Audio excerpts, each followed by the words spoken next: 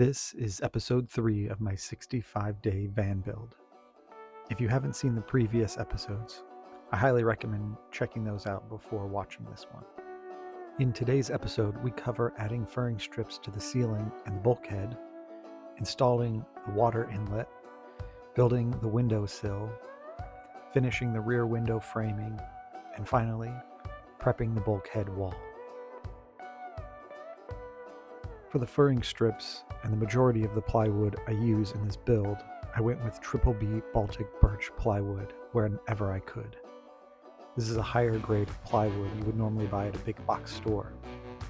I absolutely recommend using the higher grade plywood as it's far more durable given the wear and tear it will receive shaking down the road.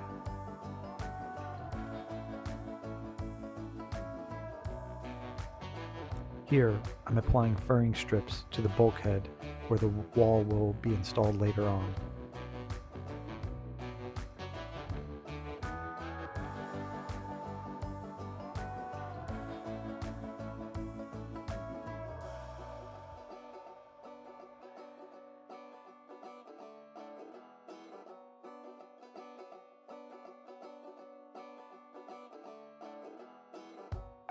And here, I'm bulking up the back of the van with some smaller furring strips where the bed slats will rest. So it needs to be durable, solid, and strong.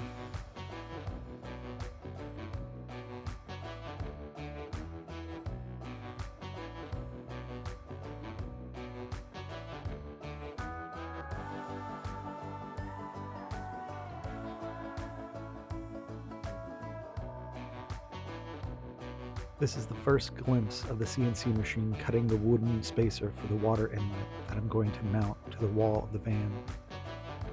I will say for this small project I used a lesser grade plywood and came to regret it. As I was mounting the water inlet, it splintered apart. Not ideal. I used a hole saw drill bit to make the hole for the water inlet. It was pretty similar to the other holes I had made in the van, and just like the rest of them, I had to ensure it would be leak-free with some additional die-core sealant around the cap housing.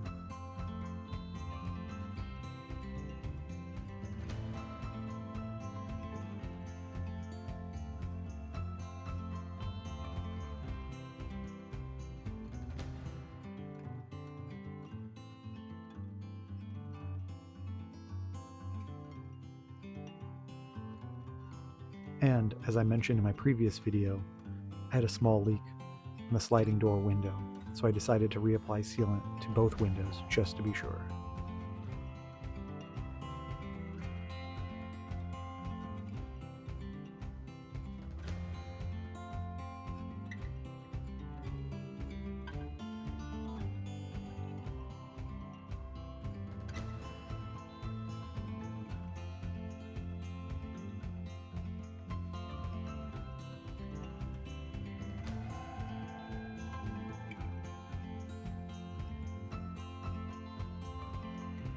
Since applying the new sealant on both windows, I haven't had any leaks whatsoever.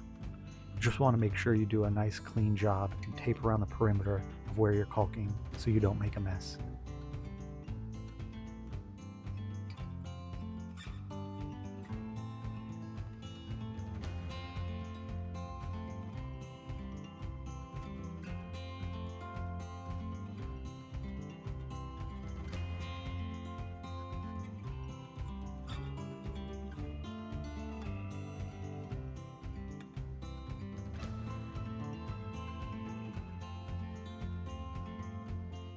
Here, I'm using the CNC machine to cut out the windowsill pieces so that they have the same corner radius as the windows. These pieces will bridge the gap between the window and the furring strips, which is about a 2-inch space between because of the curvature of the van. I glued the two pieces together to make up the thickness I'll need. Once these pieces are finished, I'll attach boards between them to span the full width of the rear window. It took quite a while to figure out how I was going to accomplish this, and honestly, at this point, I still don't have an exact plan in mind, but I knew I needed to keep moving forward.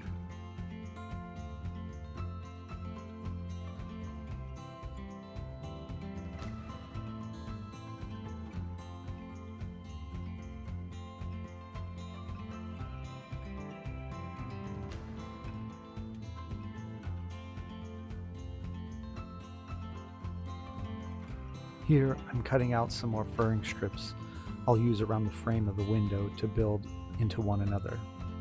Essentially, I'm building out from the window and in from the furring strip frame.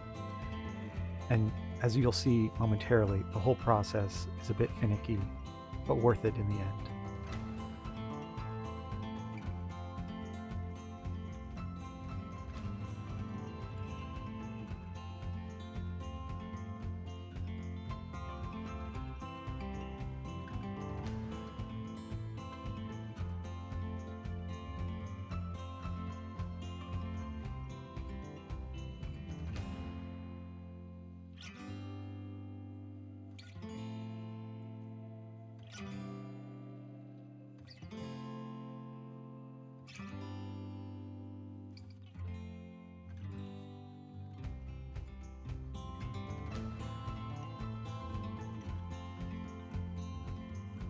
Now I'm installing the windowsill I cut out using the CNC machine.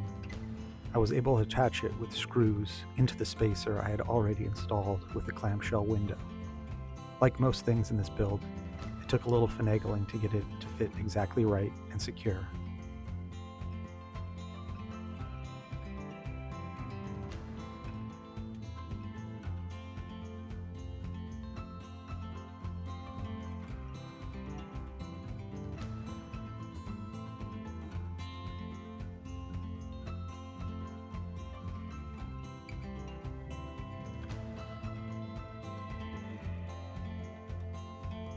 Here, I'm cutting the 1/4-inch piece of plywood that will go around the windowsill and connect to the back of the furring strip wall frame.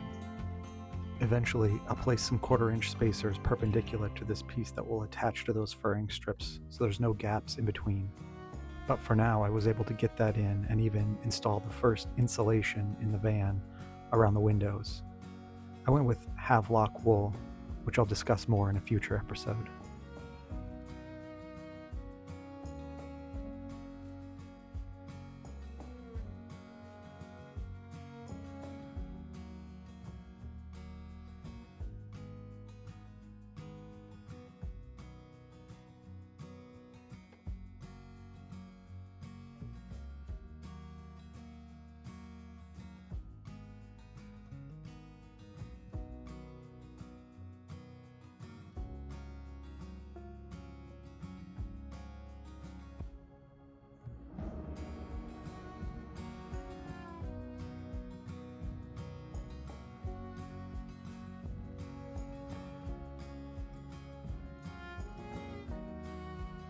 Now we're on to the bulkhead wall.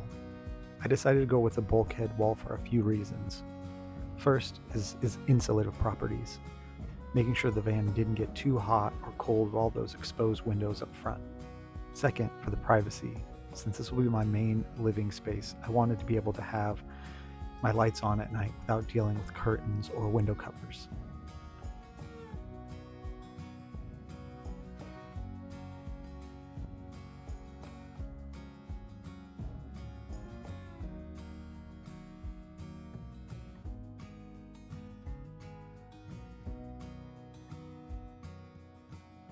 I used 1/2-inch plywood sheets for this, and originally I cut the door way too tall, as I discovered moments later. There would be no way for the sliding pocket door that I had planned to build to slide all the way to the left and out of the way. So you'll see here shortly where I patched that up at the top with about a 4 or 5-inch piece of board. I'm only temporarily installing this wall as I have a few more tasks to complete before I can fully secure it in, including trimming down the styrofoam blobs, covering them with fabric. For that, I'll use a serrated knife and try not to scratch the interior paint of the van.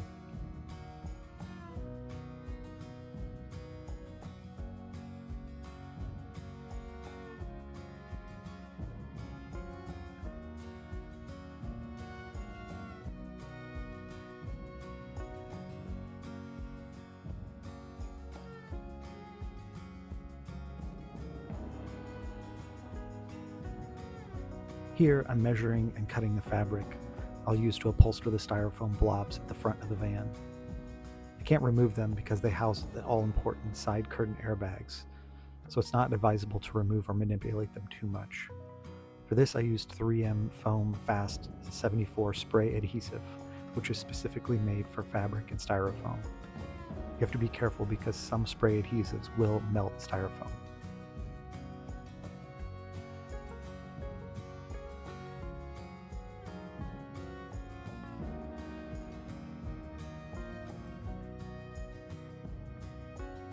I think they turned out great.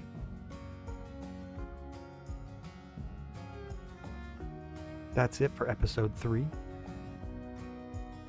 Thank you for following along.